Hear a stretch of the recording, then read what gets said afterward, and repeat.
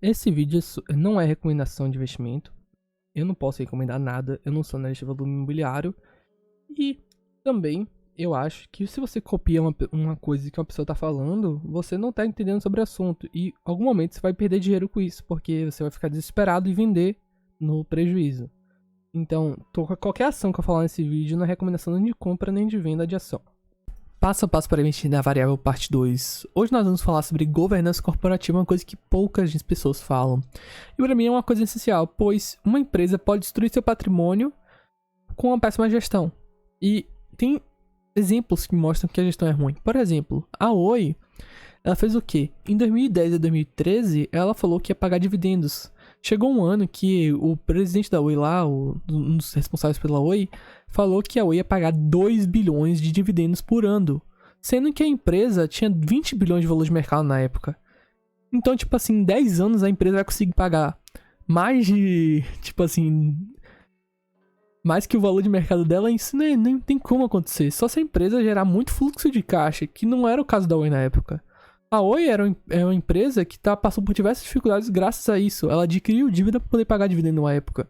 Chegou um ano que ela pagou mais dividendos do que o lucro líquido dela. Então ela estava adquirindo dívida para poder pagar dividendo. Isso fez com que a Oi só piorasse ao longo do tempo. Chegando hoje, ela tendo que vender a parte da telefonia móvel dela para as outras concorrentes dela, que é a TIM, a Vivo e a Claro, para poder viver. Porque senão a empresa ia quebrar, ela está em recuperação judicial.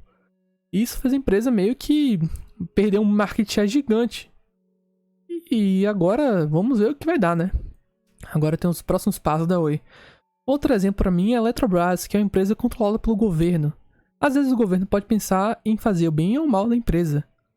Então, geralmente, pelo menos na minha opinião, o governo tende a piorar a empresa. Por quê? Porque eles indicam parentes, amigos deles para poder controlar essa empresa, fazendo com que ela adquira prejuízos, entre outras coisas, porque geralmente essa pessoa pode não ser especialista na geração de energia, não entender nada sobre o case da empresa, só ser uma pessoa indicada política porque o político quis que ela esteja lá, ou porque um amigo do cara lá quer apoio.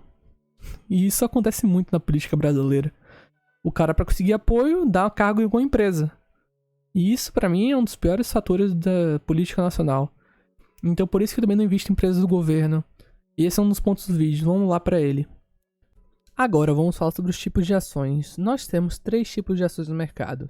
As PNs, as ONs e as UNITs. As PNs são ações preferenciais. Você tem direito a receber proventos antecipadamente e um pouquinho a mais em relação aos outros. Mas a diferença é que você não tem poder de voto, diferente da ordinária. A ordinária você tem poder de voto, você pode votar dentro da empresa. Por isso, como você pode ver aqui, a composição acionária do Banco Inter, os dois caras aqui, Meilin Teixeira, que parece ser da mesma família, eles possuem 58% da empresa nas ações ordinárias. Por que isso? Porque, para eles terem controle da empresa, eles precisam de 51% das ações da empresa. Então, tendo 58% juntos, eles possuem o controle da empresa, eles mandam na empresa. Se só fosse só um Meilin Teixeira de Souza, com esse 48%, ele não seria majoritário, porque poderia ter outra pessoa com 52% de votos na empresa, com 58% das ações ordinárias. Aí você me pergunta, o que é essas units aí se não for até agora? As units são ações com finais 11, como você pode ver aqui. Eu não falei antes, mas a ordinária é com final 3, a OPN é com final 4. As com final 11, elas querem dizer que elas são units. Elas são como se fosse um aglomerado de ações. Pense comigo. Uma unit é como se fosse um pacote no mercado. Sabe quando você compra aquele pacote que vem várias coisas diferentes? É como se fosse isso. Como se fosse aquelas cestas de aniversário que vem com vários produtos. A unit é como se fosse isso. A diferença é que ela, tipo assim, vem com... A Klabin, por exemplo, aqui, ela vem com uma ação ordinária e 4 preferenciais, pelo que eu lembre. Eu acho que é isso. Ou é 2 preferenciais para uma ordinária. E vai ser sempre nessa proporção.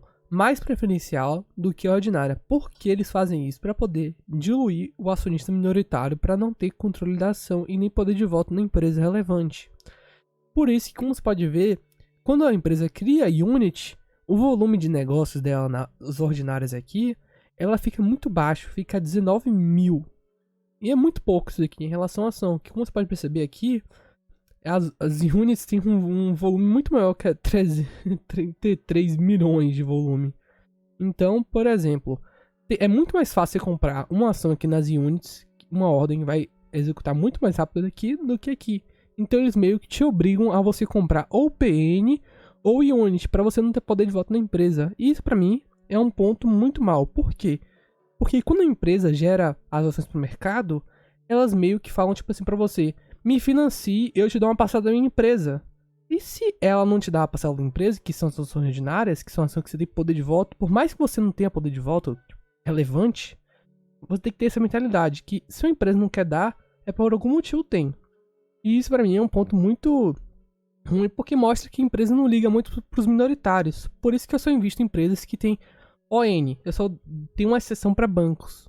Isso aqui são uma exceção pra bancos, porque eles têm uma lei que só permitem que os bancos brasileiros tenham X porcentagem de ON no mercado, porque para que os estrangeiros não tenham controle da empresa. Isso é uma exceção, na minha opinião, que é a ação ordinária, a ação preferencial no banco. Essas são as únicas que você pode comprar, porque tem maior liquidez, entre outras coisas. Mas em outras empresas eu não concordo muito não. A Banco Inter, ele começou só com as PNs, não lançaram nem ON. Lançaram as ONs depois que lançaram as units. Isso aqui pra mim é um absurdo. Sinceramente, pra mim, unit é uma insanidade. Mas pelo menos eles têm tag along, que é uma proteção para o acionista minoritário. Tem empresas que nem tag along dá para o minoritário. Que pra mim esse é o pior nível de todos. Pra mim esse aqui é um absurdo total. Não dá nem PN, nem tag along pro minoritário. Você dá PN sem tag along ainda. E pra mim isso aqui é uma insanidade. Vamos falar agora sobre o segmento de listagem. Nós temos dois tipos de segmento de listagem. Um nível 1, um nível 2, o tradicional e o novo mercado. Esses são os 4 principais níveis, mas também temos mais esses 2 outros níveis aqui embaixo. Bovespa mais nível 2 e Bovespa mais. Esses dois aqui tem tipo assim umas 5 empresas que estão neles. E essas empresas não tem nem tipo liquidez para você comprar. Porque liquidez é tipo assim, a facilidade que você pode comprar ou vender um negócio. Isso significa liquidez. Mas a maioria das empresas, como você pode perceber nesse gráfico, estão no novo mercado. E a tendência é todas as empresas irem para o novo mercado, porque é o maior nível de segmento de listagem. Mas eu vou falar uma coisa. O novo mercado é o nível mais seguro, entre aspas. Porque tem empresas no novo mercado que são boas, muito boas mesmo, e tem empresas que são muito ruins. Não é porque uma empresa está no novo mercado que ela é extremamente boa. E nem é porque ela está no tradicional que ela é ruim. Mas tem tipo assim... Por exemplo, tem a Ambev que eu gosto, pelo menos a governança, e ela tá no segmento tradicional, não tá no novo mercado. E tem a OGX que tá no novo mercado, e pra mim é uma péssima empresa. E isso não mostra nada, mas tipo assim, pra mim o novo mercado é como se fosse um a mais. Se a empresa tá no novo mercado, ela é como se fosse um plus. Um plus, entendeu? Ela tem um nível a maior que as outras. Isso é um diferencial, pelo menos na minha opinião. Mas como eu falei, não é porque ela tá no mercado que ela é muito boa e nem é porque ela tá no tradicional que ela é ruim. Eu não vou entrar muito a fundo nesse assunto porque é muito complexo. Eu vou deixar nos comentários aí qual é a diferença de cada um especificamente. Mas, por exemplo, no novo mercado você só pode ter ações ordinárias. Por isso que eu acho muito interessante. Você lembra que eu falei que a ação ordinária pra mim é o melhor? No novo mercado só pode ter ação ordinária. Não pode nem ter preferencial e nem unit. E tem que ter 100% tag along. Isso aqui pra mim também é outro ponto muito importante. Por isso que o novo mercado eu acho bem legal. Mas cada nível tem sua peculiaridade. Mas eu não vou falar agora porque senão o vídeo vai ficar com 40 minutos só falando disso. Então bora passar para a próxima parte. Agora vamos falar sobre um dos maiores problemas de governança corporativa atualmente. Que é o que? A ação só tem liquidez na preferencial. Por exemplo, nesse caso aqui da Shoes, ela só possui free float, que é a quantidade disponível no mercado, só nas PNs. As ONs não estão disponíveis direito. Por quê? Porque com 0,1% você vai mandar uma ordem e você não vai conseguir comprar e nem vender. Porque tem pouca ação no mercado. Quanto mais ação no mercado, mais fácil de comprar e vender. Porque é maior liquidez. Como tem pouca ação no mercado, eles não têm como comprar e vender. Como você pode ver, nem na ON tem tag along de 100%, que tem uma free float ridículo. E na PN tem 0 de tag along. 0, 0, 0. Então, se a empresa trocar de controlador e você tem a PN, você não vai receber o mesmo preço que o controlador vai receber. Você vai receber muito menos. Entendeu? Então é extremamente complicado. E uma empresa que fala isso, ela fala assim, eu não quero ter sócio, eu quero uma pessoa que me financie. Porque ela cria PN, só PN, e nem tem como que dá pro minoritário. Então, falando tipo assim, se eu fechar capital, ou se eu pegar e vender minha parcela da empresa, você não vai receber o mesmo tanto que eu. Você não vai ter os mesmos direitos que eu. Então, isso é um absurdo pra mim, na minha opinião. Diferente da Vivo. A Vivo, atualmente, ela transformou essa parte da PN pra ON. Isso aqui é um nível a mais de governança corporativa, pelo menos na minha opinião. A Vivo transformou todas as PNs dela em ON agora. Então, esse aqui foi um passo a mais para a nova governança corporativa da Vivo. Para mim, esse aqui é um ótimo ponto para a empresa. E se ela virar dono do mercado, ela vai virar uma das melhores empresas da bolsa hoje em dia. Ela paga diversos dividendos, tem uns lucros legais interessantes. E eles tiraram a PN e transformaram tudo em ON. Para mim, esse aqui foi um ponto extremamente bom. Diferente da Schultz, né? Então, é isso. Vamos pro próximo passo. Agora eu vim falar porque eu acho é tão ruim ter sociedade com o governo. Isso aqui pra mim já explicita muito porque é ruim ter sociedade com o governo. Você olha aqui, com certeza você não vai gostar de algum presidente que o Brasil já teve. Esses aqui são os presidentes que o Brasil já teve, né? Com certeza você fala, pô, eu não gosto de tal presidente. Eu não vou entrar no mérito de que presidente foi bom, que foi presidente ruim, que cada um tem sua opinião política. Mas com certeza que alguns você não gosta. E você acha que esse cara tem uma má gestão pro país. E tendo uma má gestão, ele vai prejudicar as empresas do governo, teoricamente. Fazendo isso, as empresas do governo performam mal e você vai ter prejuízos com essa empresa. Ou até quebrar ela um momento, se o governo não financiar ela. Então, vamos entrar nesse tópico. Por que é ruim ter sociedade com o governo? Por que é péssimo ter sociedade com o governo, parte 2? Primeiro de tudo, são as ingerências do governo. Ele pode fazer uma empresa virar ruim em questão de segundos. É só pegar e nomear um amigo de político ou um político para um cargo na empresa. E esse político não vai ter interesse de que a empresa prospere. Geralmente, eles podem desviar dinheiro, podem fazer diversas coisas. Podem fazer um bocado de problema, né, com a empresa. Ou o cara não pode ser técnico, não entender de nada na empresa e fazer um bocado de cagada. Entre outras coisas. Isso aqui é um dos mais próximos, a Petrobras. Deu um prejuízo de 60 bilhões de reais em 3 anos. A dívida meio que quase... a dívida aumentou 100 bilhões. Depois dá uma reduzida, mas você vê. Essa aqui prova. O patrimônio líquido caiu. Então várias coisas aconteceram provando que a empresa ficou pior. Ela podia ter quebrado nessa época. Não quebrou porque é uma das maiores empresas do país. É monopólio, né, aqui no Brasil. Só tem ela de petróleo. E agora tá tendo outras concorrências, mas antes era só ela. Outro exemplo aqui foi a intervenção estatal da Sabesp aqui. E cortou o ajuste tarifário de água.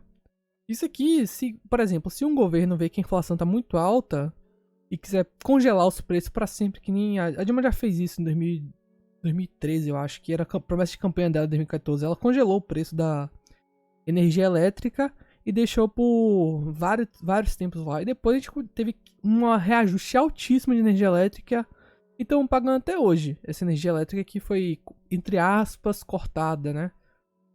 E isso, meu amigo, gera um gasto absurdo pra população. A longo prazo, essa água aqui, reajuste de água, vai ser altíssimo.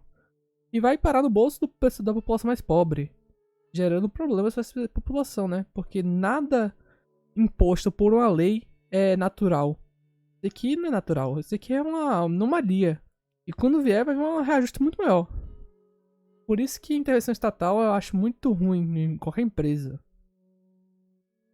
Outro ponto. Tome cuidado com sócios majoritários e CEOs. Aqui é um exemplo da Queiroz Galvão, que foi uma das empresas que foi denunciadas na Lava Jato. Não sei se foi comprovado ainda, mas acho que já foi. Mas você vê aqui, ó. Lésia, Petrobras, Queiroz Galvão, promessa de pagamento para a diretoria, propina, estabelecimento de serviços após operações de lavagem de capitais, para esconder a origem. Então tem empresas, amigo do governo, que fizeram diversos crimes de corrupção. Por exemplo, a Odebrecht, a Queiroz Galvão, entre outras. E como você pode ver, a Queiroz Galvão, para poder meio que se livrar desse peso de estar envolvido com corrupção, eles mudaram o logo. Então sempre tem que tomar cuidado com isso. As empresas que meio que mascaram seu passado obscuro, né? Você pode ver que o Queiroz Galvão em si, ele tem 63% dessa empresa. Tem outra lá que é Eucatex, que um dos CEOs é a Maluf, Flávio Maluf. Então é extremamente complicado investir nessas empresas, então tem que ficar muito esperto com sócio majoritário. Que tem diversos sócios majoritários aí de empresas da bolsa, que estão listadas em bolsa de valores, que estão envolvidos com corrupção, ou estavam envolvidos com corrupção. Então esse é o ponto que você deve tomar muito cuidado. Espero que tenham gostado do vídeo. Eu não tava fazendo muito ele antes, muito mais vídeos, porque eu tava achando a qualidade meio mais ou menos. Agora eu percebi que o microfone ficou legal, o áudio tá ficando legal, então a qualidade melhor que eu esperava. E eu vou tentar manter uma regularidade de vídeos aqui. E espero que vocês tenham gostado. Se vocês gostaram aí, deixem um like, se inscrevam no canal. E é isso. Obrigado.